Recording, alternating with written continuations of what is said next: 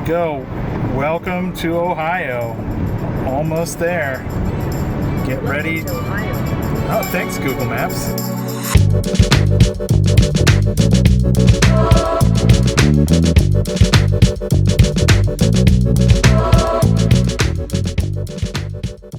Hail Sorcerers, Rude here, and today we've got a very special episode. We are actually on a road trip to a sorcery tournament in Ohio. So I wanted to bring you along for the ride. Super excited to share the experience with you, talk a little bit about how I prep for these types of tournaments, and hopefully give you some good outcomes after the games are done. But thanks for joining. Hope you enjoy the road trip.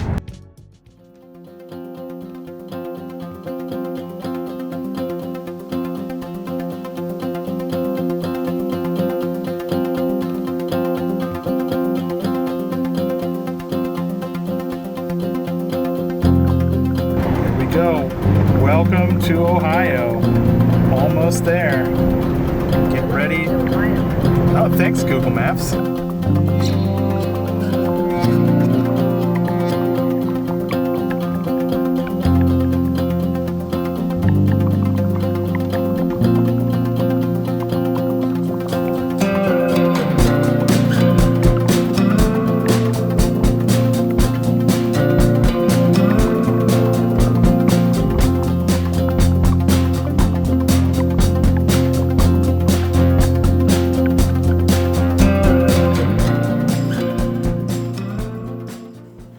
Just got here, the drive was super smooth, finished eating some dinner and relaxed a little bit.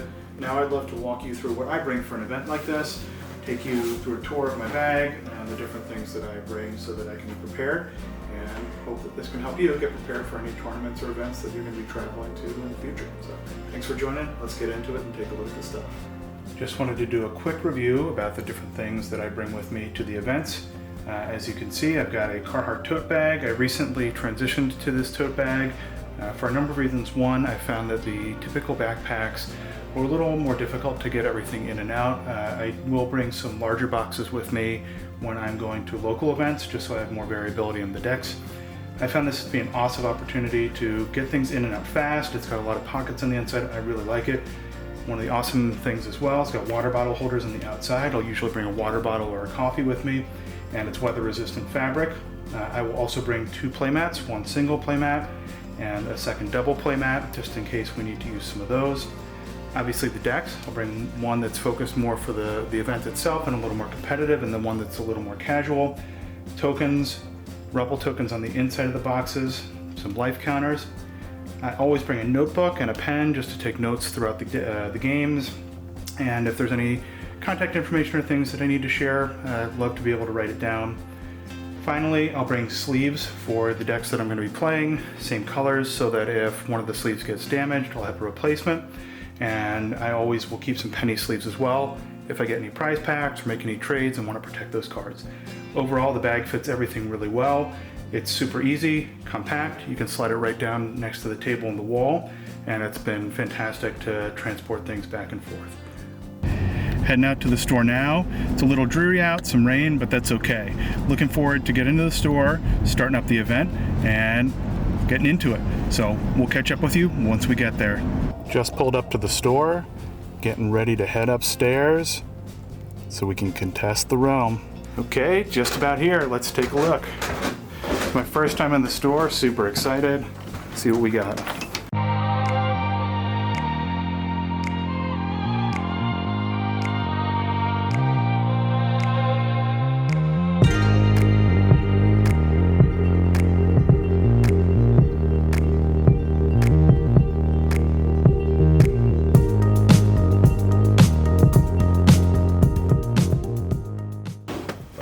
Hail Sorcerers, the end of the event is here. I'm here with Josh, who is the game master that really set up the event and got it running, and wanted to take some time to talk a little bit about what the experience was like having this big event go on, and give you an opportunity to talk a little bit about your store and what you're thinking for the future. So, yeah, tell us a little bit about the store and...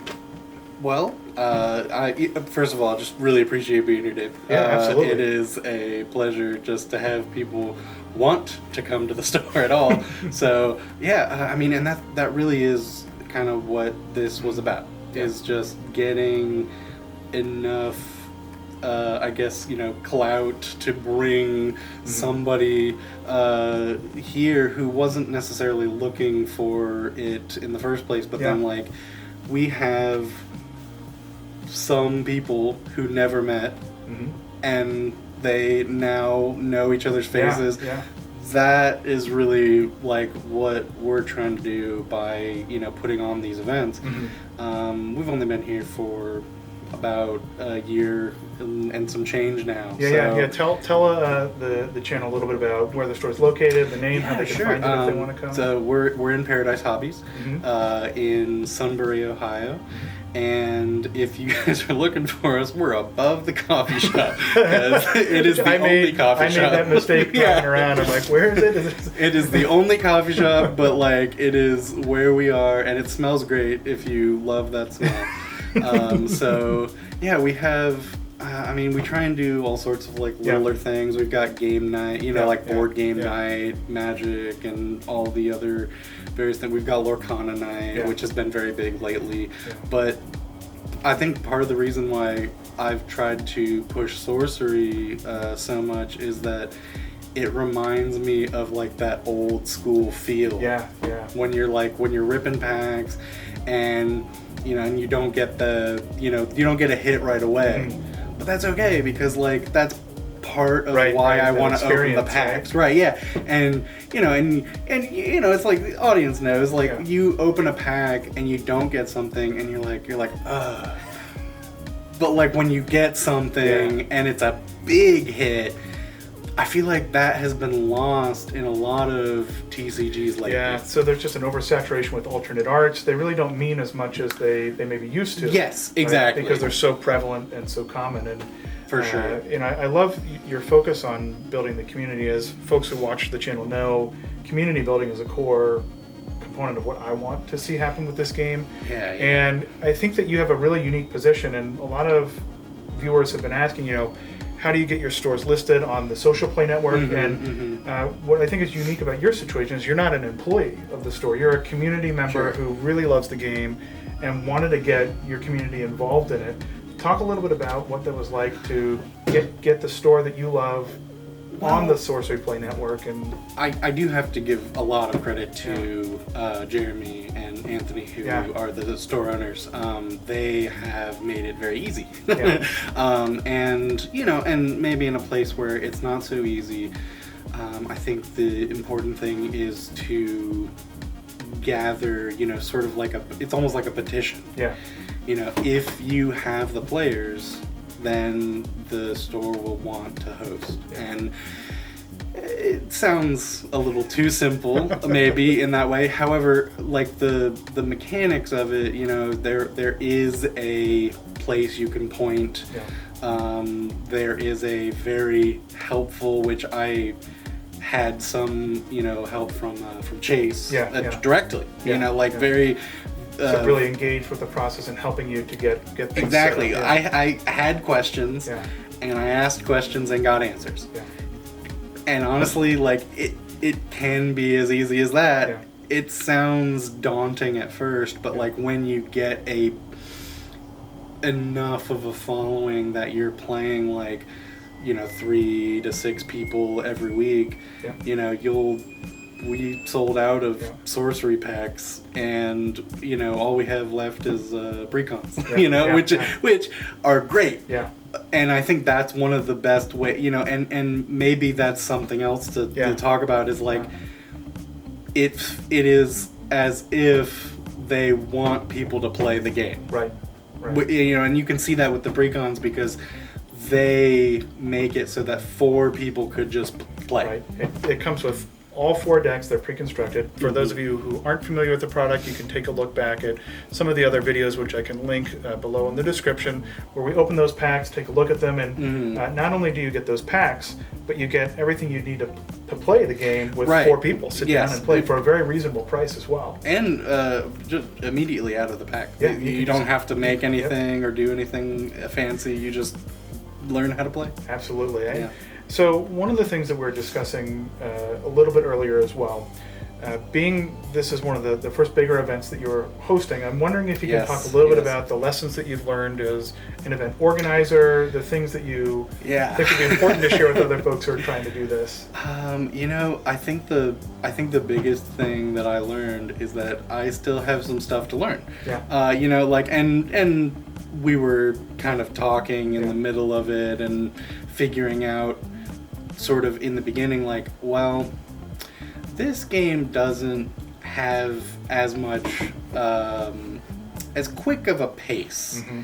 as other games. And Yeah. so one of the things I think that I'm going to do from now on is make sure people know Mm-hmm. you're going to sit down, you're going to play one game in a non like global seeded tournament or Yeah. something like that.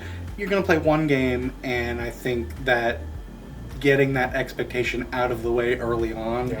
is going to be key because of how long it takes to play games sometimes. Yeah. And even if you do play a really quick game, I think maybe you'll see Yeah. if you watch your game Mm-hmm. that it was quick, but it was still like 30 minutes. Yeah, very involved and And- a lot of moving pieces with it. Even Right. though it And felt a little faster. and that was a good game for you. Yeah. But it's still, if we played 2 or best of 3, Right. that would be an hour and a half. Yeah. And that's just not possible. Yeah. Running with a larger group, trying to make sure everyone finishes the game, so you don't get to the end Right, with yeah. with the store saying, "Hey, And so we've people got to aren't close." frustrated and, Yeah. and like, it's I think that's the key is like I'm trying to learn how to make it so that everyone is having a good time, Yeah. but also having a good time where there are prizes on the line. Right.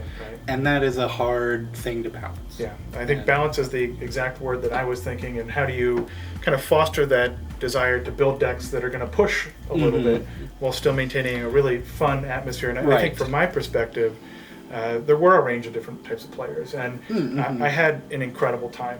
And That's awesome. I want you to know that I think you struck that balance really well. It Oh, was thank you. super fun, and I drove multiple hours and stayed overnight to a whole Sure, different state to come yeah. and visit you guys tonight. And I am so happy I did. You because are a trooper. It is such a great experience. Yeah. So. Awesome. Awesome. And that's, I guess, my final point. For folks that are out there looking to build these game groups up, that are looking to kind of advance the Yeah. game itself, community building is so critical.